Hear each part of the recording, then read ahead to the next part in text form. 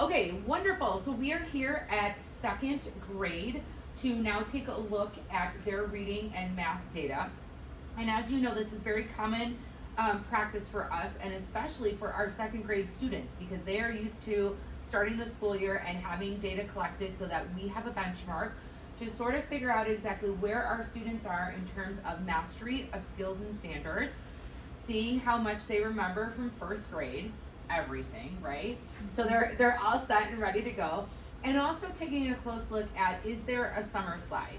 Were there students that perhaps there was a loss of remembering some of these skills?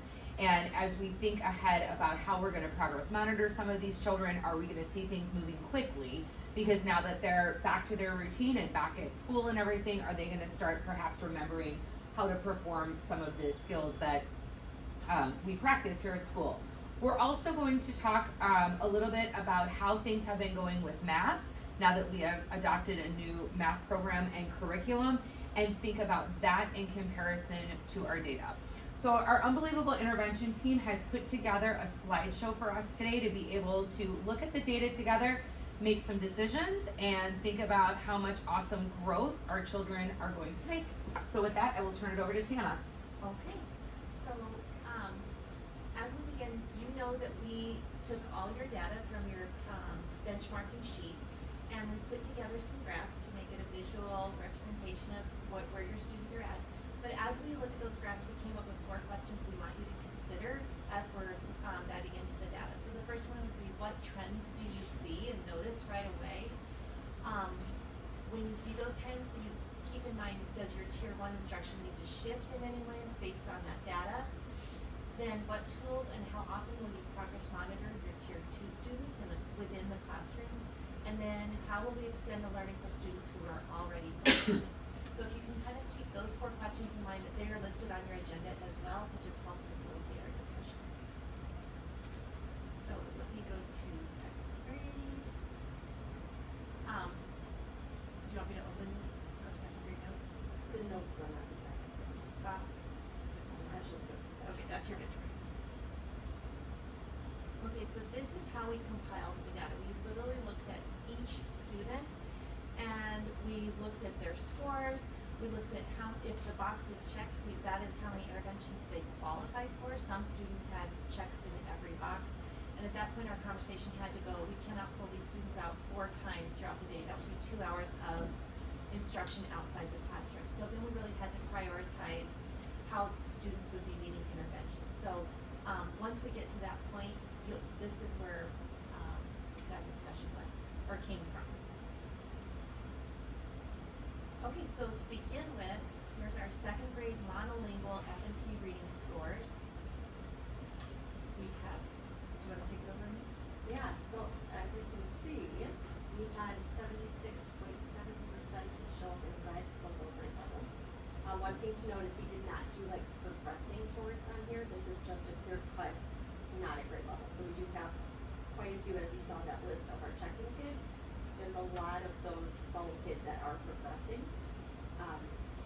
But if you just look at it cut off below grade level, on grade level, and above, this is what it looks like.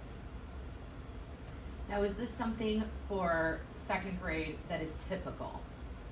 Do we usually see at the start of the year over 75% of our students below grade level? No. This is definitely lower than. Okay, so with this larger shift in the below grade level percentiles, what are we gonna need to do in our classrooms to shift the day-to-day practice and teaching of reading? I mean, we've talked a lot about how I think phonics is gonna be a much bigger role this year. Like, there's a lot of like reading limits, a lot of decoding things and knowing different strategies, and then not only using them within the reading after we use them to help with that comprehension. So I think it's just a heavier focus on our phonics lessons and incorporating that more in our small groups, like not just jumping into our guided reading group books, but doing those phonics maybe warm-ups even. So having those foundational skills built into our day-to-day routine while we're also trying to get to the point of reading and comprehension and all those good things. Okay, great. What are we gonna do with the 15% who are on grade level? and the 5%, the 5 students, 8% who are above. Challenge them, In what ways? give them, like books at their level and above their level, and then also just like, if we have like, say, 3 students who are strong readers in the class, we can help them work with the lower students to help them catch up, like they could read a math problem for them. Okay, so it's an incorporation of the appropriate tools and resources for those levels of performance and students supporting students. Okay, love it. What else? So I think that's a lot where like those individual goals come in, like looking at their gaps on like those FNP tests, like from the benchmarking and knowing like what specific skills we need to work on, which for those, usually by the time they're on grade level and above, it's a lot of those beyond the text questions and inferencing and making those connections. It's not the basic understanding. So Okay. we're gonna offer those types of questions. Yeah, and we'll provide you guys with the physical copies of the reading records so that we have them. Well, so monolingual is a little heavy. I will provide the Spanish. Okay. And keep in mind, last year, when these little diamonds were in first grade, if you recall, we celebrated in our building because they had over 90% growth in reading. So it kind of raises a couple of red flags and some questions that if we had such tremendous growth last year, which we did, why are we starting at 75% of our students below grade level? To piggyback off of that, you'll see in our notes too, there's a good chunk of those, we looked at their summer slide. Yep. Reading level star, it all matched, it dropped in both, so. we'll just Beautiful. go back where they are and Yep. pick up from And there. just because we know, our students make growth, that's our goal, but it doesn't necessarily mean that they're on grade level. And I think that's a great point to highlight, right? That is always our goal and priority is for our students to grow. Student growth performance means something different though to just about every single student. We can see great growth, that does not mean they're at grade level. We can see great growth, that does not mean that they're at levels of mastery, right? So we kind of have to think about those different pieces as well. But we certainly would never want to discourage growth, right? Whether you're at your grade level or not, we always want to see things moving on an upward trend. And what I think has been challenging for every grade level, and I think this is fair to say just about every school across the country, is that while you're on that upward trend during the school year, that you are on the upward trend every year at the start of the year, no matter what, because you're still practicing or applying these skills over the summer while you're at summer camp and on vacation and all that kind of good stuff. So one of the things that we always watch. Alright, so I forgot to point out, this is just 3 monolingual classrooms. Yep. English. So then the next one is the dual English grade levels. For dual language students who are, reading in both languages, this is where they are at in their English reading. Why do you think there's a 16% difference in the below grade level? So, go back to the previous one, just to, so 76 below, and then the next one is, part of that can be, well, so we know as the dual language students are learning to read in 2 languages at the same time, and so the expectations are not equal.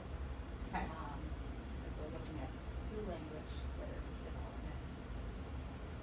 That's a good point to bring up, though. This is based on the dual English expectations, Yep. which is lower than the English monolingual.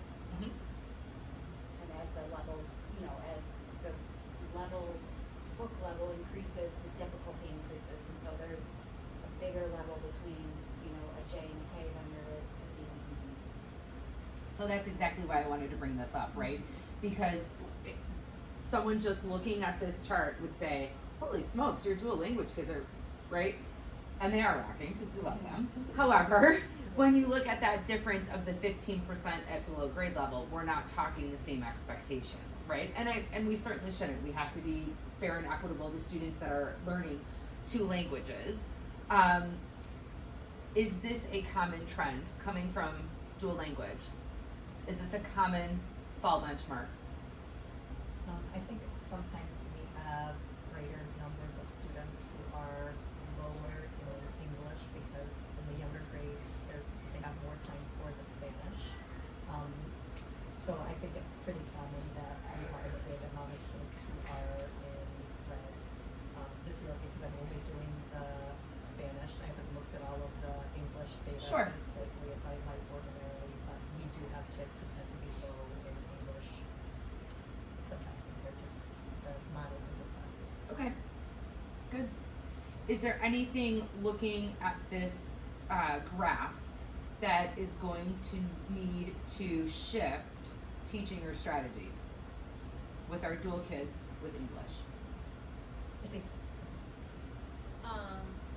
I think it's gonna be a challenge to fit into everything, really focusing on small groups more, looking at their scores and, kind of same with you guys, doing starting with phonics, is key. And I think that relates to Spanish too, because the two languages. Rachel, did you want to add something? I was gonna say the same thing about Okay, the yeah. phonics focus. So it sounds like across grade level, whether it's dual or gen ed, it doesn't matter. We need to get back to the foundational roots, right? Linguistic roots. Great.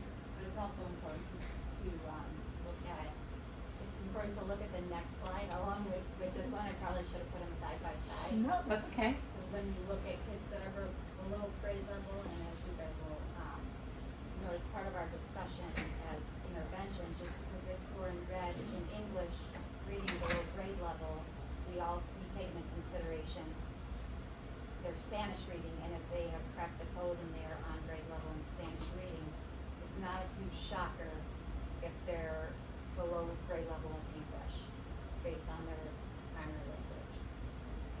So looking at this graph, what is your outlier? This year I was a little bit surprised compared to last year that I felt like there's more kids who were in the red at the start of the school year. So there seemed to be more students who were kind of at double A level. So I know Lizzie does an amazing job working on the kids with syllables, and I'll definitely have some groups that will be working on letter sounds and syllables as well.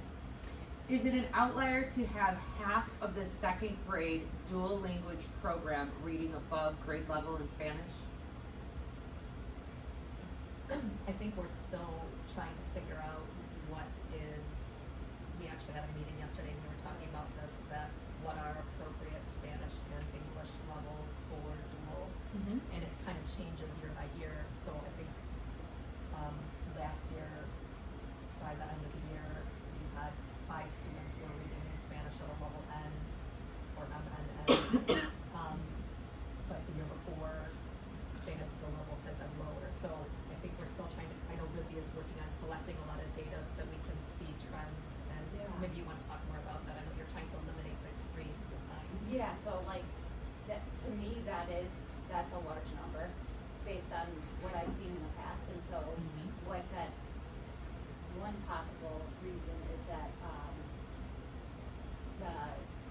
like maybe 3 years ago, I think we got the phonics and grammar curriculum for dual language, and so teachers started following that, and so to me it shows that that's been more explicitly taught, and Spanish is a highly decodable language, and so kids are getting to decoding faster and kind of taking off with that.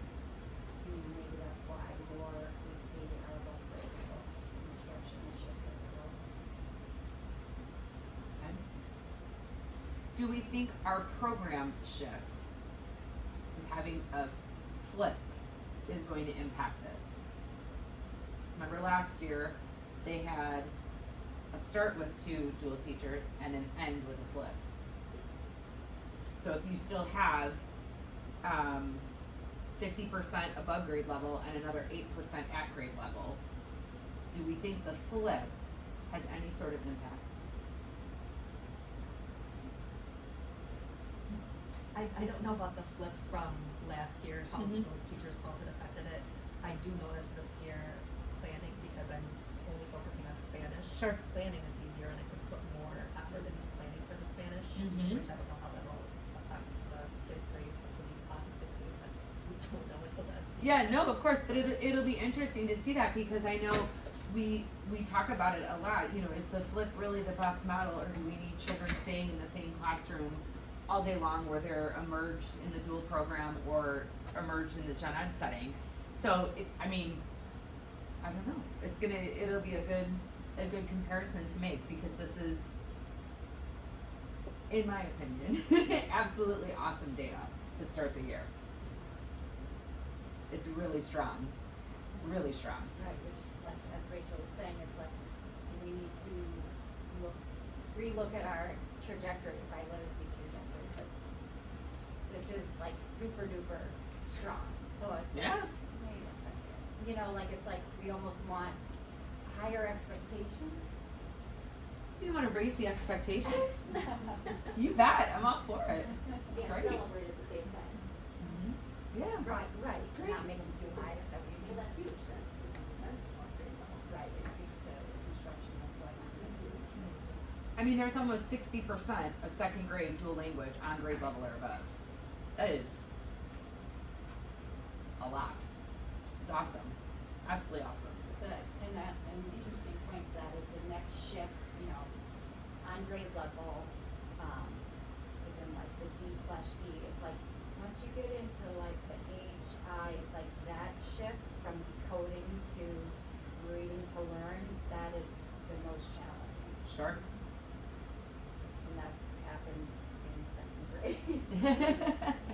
No pressure, but it happens in second grade. Great. Are we ready for the next slide? Please. So we looked at the grade level overall. This was just a breakdown so you can see each student by each level.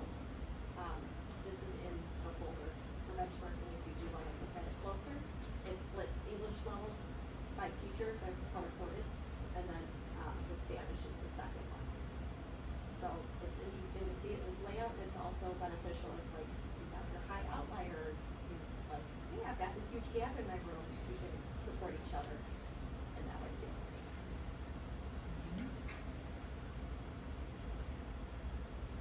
Or we just have the outlier, they're all by themselves. Yeah. They're a whole new level, but. So when I look at the English data here, it shows we have a good handful of students at AA, right? And then we have that one little love at, is that M plus? Yep. At M plus. Oh, N? N, okay. So tell us a little bit about how your N is going. She From the is start. amazing.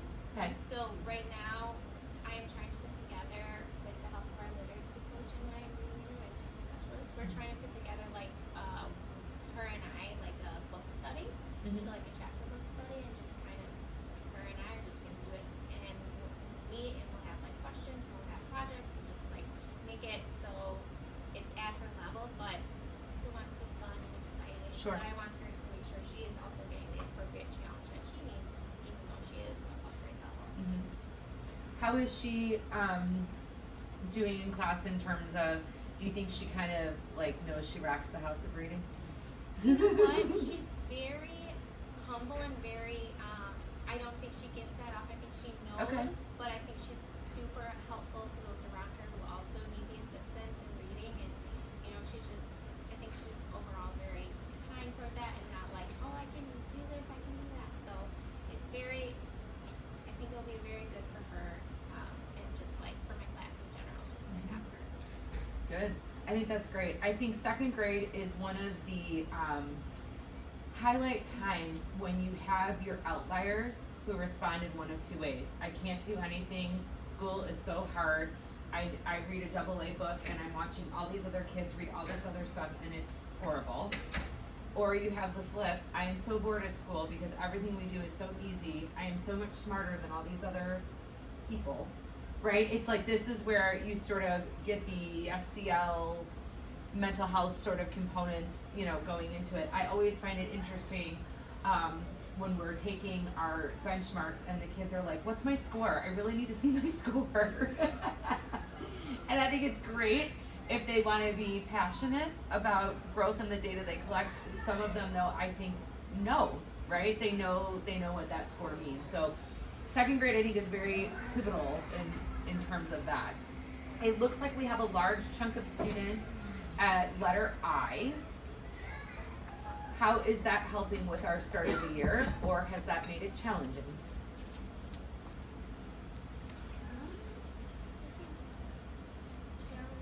Challenging is that there's just so many, so just trying to find that, figuring out the best split, like based on their needs, and even though they're all at, it's different things that we need to be working on, so I think just figuring that out is the Okay. first step. I also feel like that range is kind of when you're, I don't know if we were talking about speech earlier, it's like most of them are like at the end of that decode range. Most of them we have to decode. Some still have trouble, most of them decode, so now it's like really starting to hone in on that comprehension and really teaching them how to like explain their answers and find evidence and not just like that straightforward answer and everything. Yeah. So, I mean, there's challenges in that, like getting them from it. Now it's not just reading, telling you it's about, but now we like really have to explain what we're thinking and work on the message, all those other. Yeah. More of those components of text to text, text to self, text to world connections versus just I've read all the words on the page and they're pretty and all that kind of stuff. Yes, absolutely. All right, how about that Spanish piece? So the higher range in the Spanish, or actually also at that H and I level. Mm-hmm. So I do a lot with them in order to start talking about the text and using things that they know about the text to help them find the main idea. So, looking for introductions in the book, reading the introduction several times, seeing if you could pick out the idea. So, and questions about the text, beyond the text, just to help them improve their comprehension.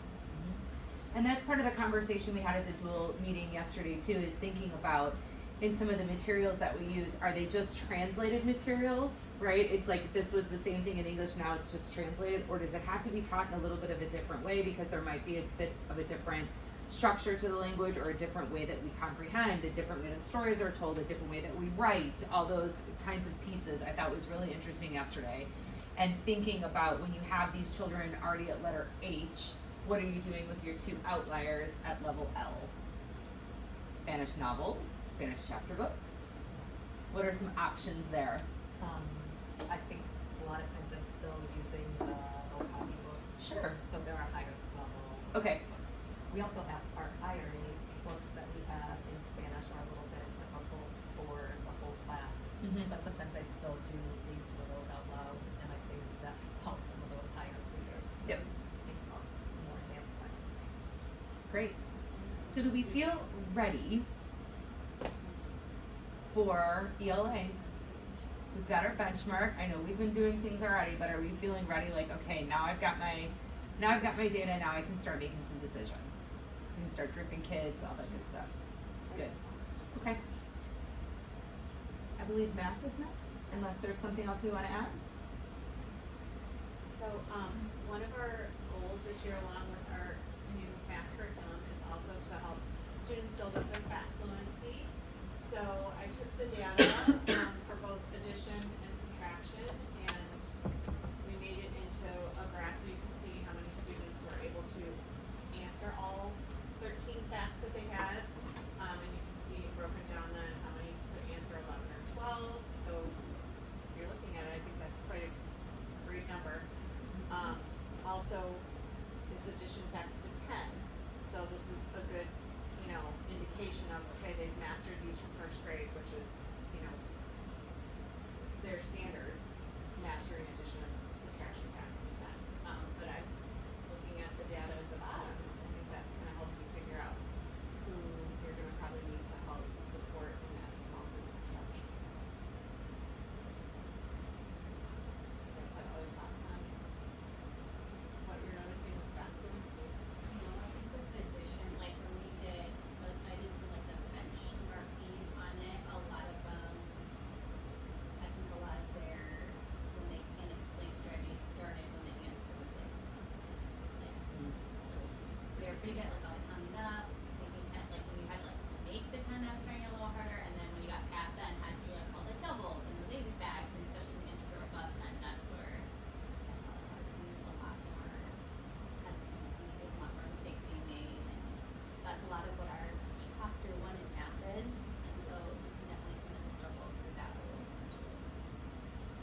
Was there anything we noticed for the 6 students who had 0 through 5 facts? Was it that they didn't understand addition, they couldn't identify the numbers, the counting was not there? Were there any trends that we saw with those 6?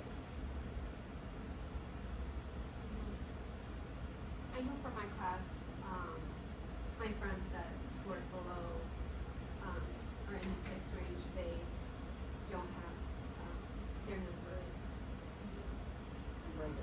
number identification Okay. yet, and we're still working on, number ID before we get to avenue. Got it, okay.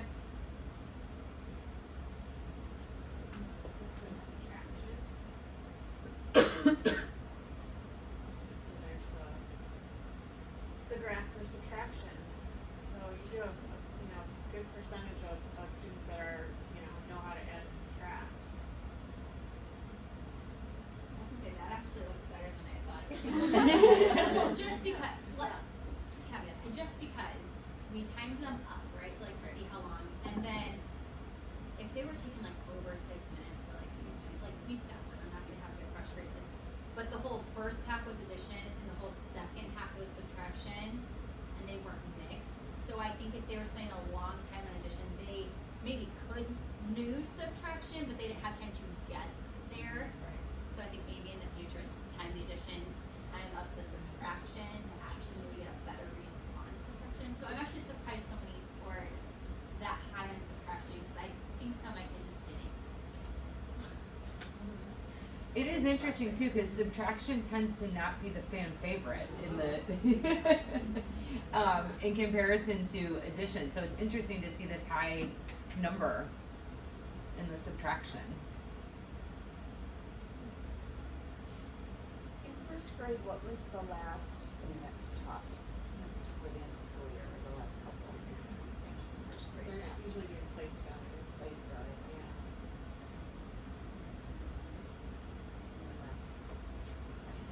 Same question too with our 9 students who got 0 facts. I know we already said we're still working on number ID. Were there some just no subtraction, just not a concept they've mastered? I had some trying addition. Like Yeah. even if I were like, is there subtraction? Like, Right, and where they did your wrote number the go? sign to make it a And plus they sign. still, yeah. Yeah, that was the same with me, and they just didn't understand like the number gets smaller, you're taking it away, and it was like, I just don't get it. Yeah, it's hard, You definitely. have some that got all of the addition ones right, but 0 subtraction ones. Right. So, big flip, Yep. which I is know my operation. Yep. And I see we already have a fact family right there on the board. 10-6-4, so we're putting those all together. We're trying to hit both, you know? Right, trying to do a review of both, so that is absolutely wonderful. Is this typical math data? Is it totally out of the realm of what we're used to seeing? I think subtraction's higher than normal. Subtraction higher than normal? But I also think it's different because it's within 10, and we can only do within 20, so I think it's a hard Because the comparison assessment to is Okay, because usually I think the easier ones they could get because they would skip around and do the easier ones, and then when they get to the harder ones. So I don't know if it's But we had 3 minutes to do as many as they could last year, whereas this year we timed up, so. It's hard to compare apples to apples. Apples the and same. oranges. okay.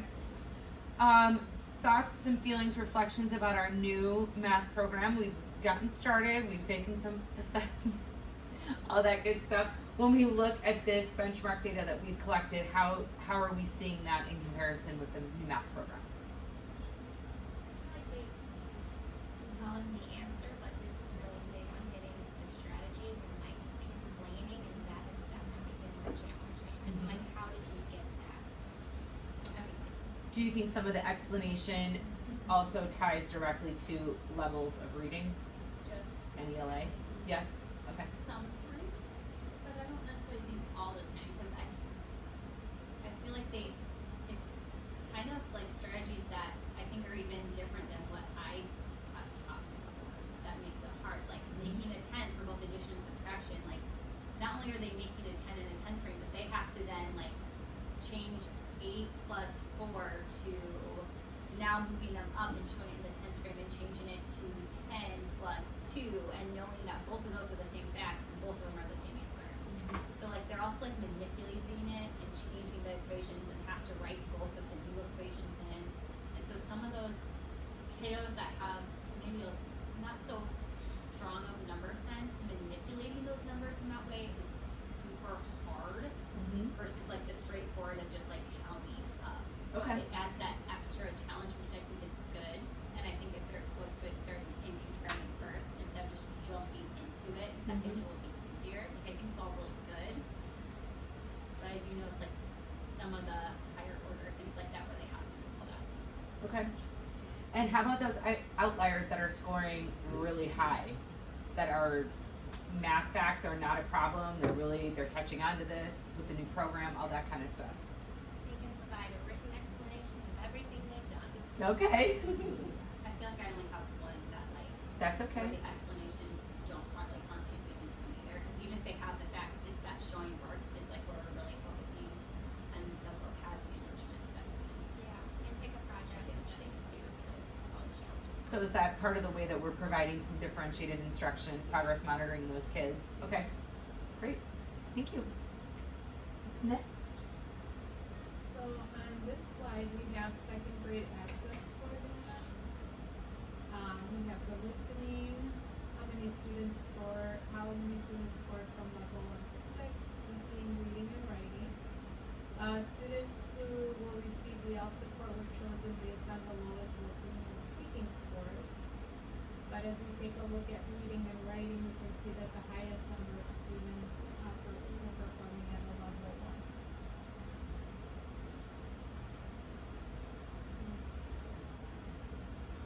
So that's an area of need.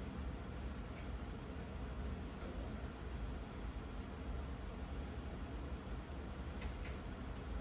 Any surprises or outliers here? I mean, I think it's typical for them to be stronger in the students.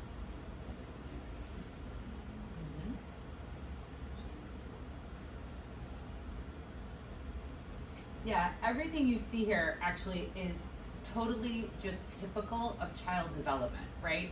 So like think about it, even with your children at home. They're listening to you all the time when they can't even talk yet. You're making cute noises and they giggle and all that kind of stuff because they're hearing it. And then all of a sudden they say their first word and you're like crying and you're at your phone and you're like, say it again, I want to send it to everybody because it's the most precious thing ever, right? And then all of a sudden the reading might come in because you're reading stories, bedtime stories at night and things like that. And then really they're probably not writing, so to speak, until they get into school. Unless you were a super mom at home at 3 and you're like, let's hold the pencil. Let's start tracing some letters, right? And it happens. There's some outliers like that. But really when you think about it, this is actually normal early childhood growth for students. The struggle is when you think about the development of writing and what the access is asking for. There are some questions I personally feel, even when you look at the test 3rd through 8th grade, I don't think the majority of adults could answer it to the depth in which WIDA is looking for and give every single one of the points to show a mastery or a passing level for the writing. So I think that's one that we're always going to be working on no matter what. I think that's also one of the hang-ups that keeps children in EL for such extended periods of time. But we now have a lot of extra writing happening in our math program. So it'll be interesting to see how that helps and supports with our EL students and their writing development. Thank you. Any questions, concerns, thoughts about your fall benchmark data?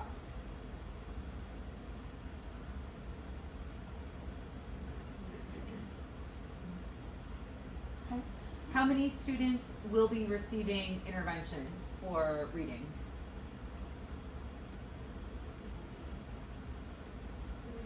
Can we go back to that? Yeah, absolutely.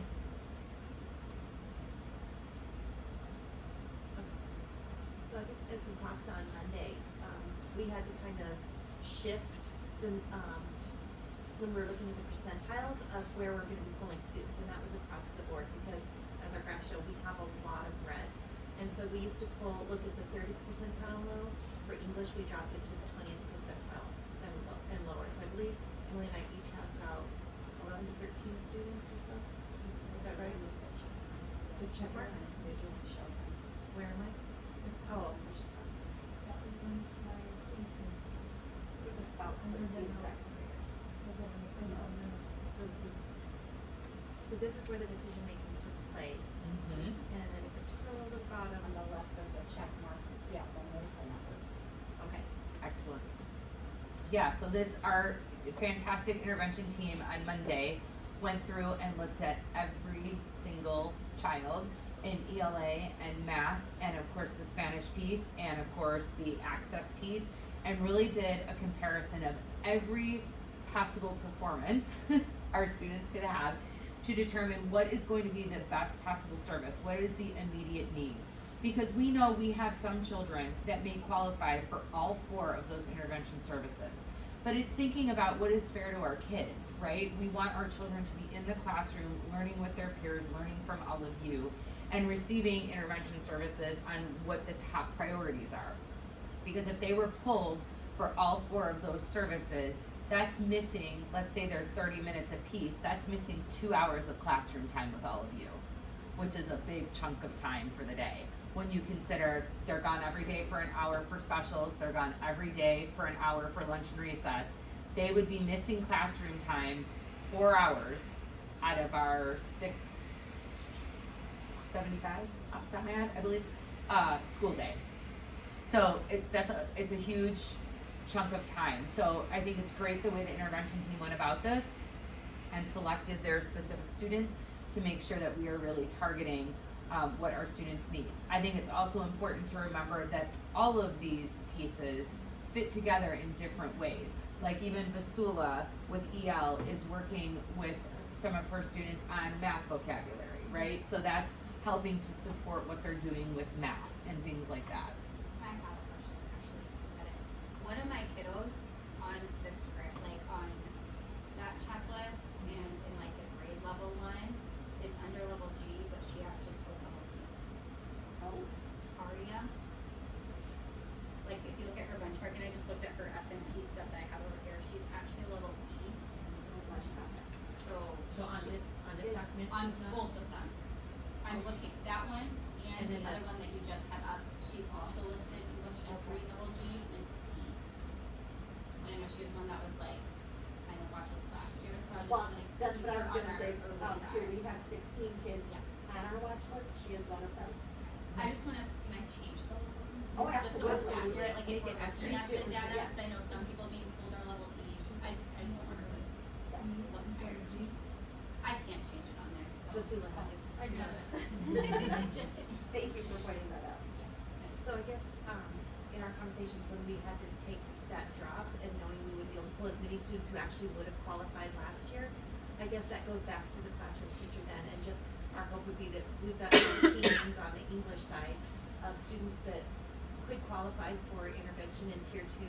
So just to be aware of that, and in your small groups, making sure that those tier 2 kids are being seen every day if possible, or 4 out of 5 days a week, because they still need significant support.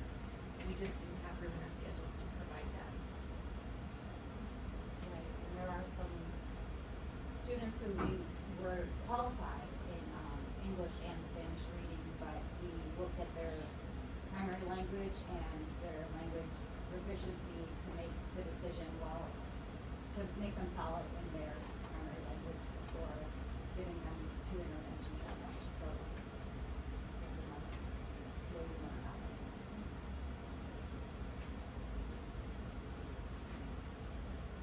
Okay. Any other questions, comments, concerns? So this is our fall benchmark data meeting. The next set of data meetings that we have is the week of October 9th, and that's gonna be from the classroom progress monitoring tools that you all are using here, so we can see that our students are on that upward growth trend that we know they're going to be. And then we have another one the week of November 6th, and then we will all be back together again the week of December 18th to measure the amount of growth looking from fall to winter, because we will have taken that winter benchmark by that point in time. We still have our our goals and priorities set at students, of course, making growth in both ELA and math. We did have a little bit of a change in it this year. We are looking for 100% of our students to grow. However, in talking about it, we're making sure our students are growing. That does not necessarily mean everyone's making it to tier 1, right? Because we had to be understanding of the fact that not every student grows at the same pace. Some of our students may have learning disabilities that will not allow, for lack of a better word, for them to get to grade level at this point in time. We have many EL students here as well that the second language acquisition alone might be causing some of that delay to get to the mastery at grade level. So we want to be really equitable and understanding to all of our kids that we are confident they will make growth, even if that means they're remaining in tier 2. So for example, if right now they tested, let's say in the 12th percentile, we're going to celebrate and rock the house if they get to the 20th. That's not tier 1, but it's growth, right? We're seeing that it's being able to see those students on the upward trend. So it'll be great to be able to see what is going on with your data tracking in class, and then also go ahead and compare that from fall to winter with our benchmarks.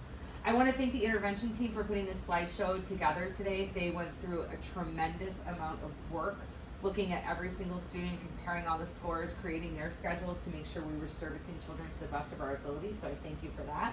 I also want to thank our coaches who have been helping every step of the way with all the different things that we've been doing in our classroom and finding those different ways to help and service our kids to the best of our abilities. Because sometimes it just takes that one little thing and making things fun. Maybe it's different vocabulary. Maybe it's a binding spiral book. Maybe it's something on a ring. You never know. Any sort of changes and different things that we can try in our classroom. And I of course want to thank all of you as wonderful teachers for being committed to helping our students learn and grow. So we're off to a great start, no matter what the data looks like. Now we know exactly where we're starting and all of the goals that we have for ourselves. So thank you.